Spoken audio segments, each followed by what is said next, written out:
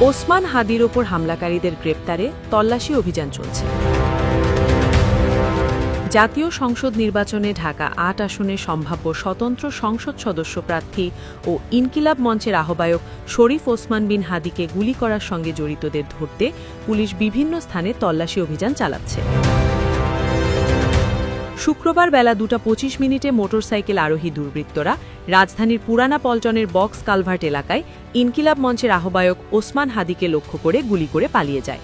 এতে তিনি গুরুতর আহত হয়ে হাসপাতালে চিকিৎসাধীন রয়েছেন। পুলিশ ঘটনাস্থলের আশেপাশে সিসিটিভি ফুটেজ সংগ্রহ ও বিশ্লেষণ করে জড়িতদের শনাক্ত ও গ্রেপ্তারে আন্তরিক প্রচেষ্টা অব্যাহত রেখেছে। হামলাকারীদের গ্রেপ্তারে সন্দেহভাজন ব্যক্তি ও স্থানগুলোতে তল্লাশি অভিযান পরিচালনা করছে।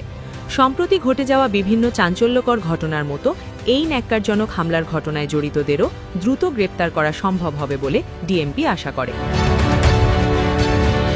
জানা গেছে, ওসমান হাদিকে গুলি করা আত্মাতিরা জনসংযোগ দলে মিশেছিল। গুলি করার আগে দীর্ঘ সময় হাদির পাশে বসেছিল। এরপর সুযোগ বুঝেই গুলি করে মোটরসাইকেলে পালিয়ে যায়। হাদির সতীর্থ ও প্রত্যক্ষদর্শীরা জানিয়েছেন, হামলাকারী সন্দেহে যে দুজনকে চিহ্নিত করা হয়েছে তারা গত কয়েকদিন ধরেই হাদির নির্বাচনী প্রচারণায় যুক্ত ছিলেন।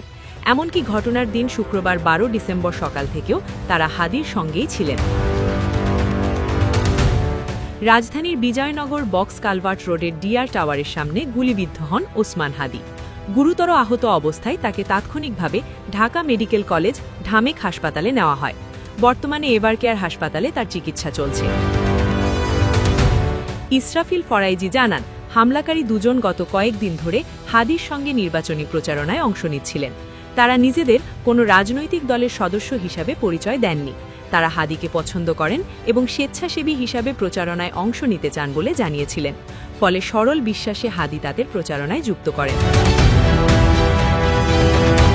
জুমার নামাজের সময় পিআর টিমের সবাই হাদি ভাইয়ের সঙ্গে নামাজ পড়েছেন, কিন্তু ওই দুজন মসজিদে যায়নি। তারা বাইরে দাঁড়িয়ে হাদি ভাইয়ের ওপর নজর রাখছিল। নামাজ শেষে হাদি রিকশায় করে বক্স কালভার্ট রোড দিয়ে যাচ্ছিলেন। তার পেছনে আরও 2টি রিকশায় ছিলেন পিআর টিমের সদস্যরা। তখনই মোটরসাইকেলে এসে ওই দুজন হামলা চালায়। দুজন সকাল থেকেই সন্দেহজনকভাবে চলাফেরা করছিলেন। পিআর টিমের সদস্যরা তাদের ছবি তুলতে চাইলেও তারা তুলতে দেননি। এমনকি তারা নিজেদের ছবি তোলায় নিষেধও করেছিলেন।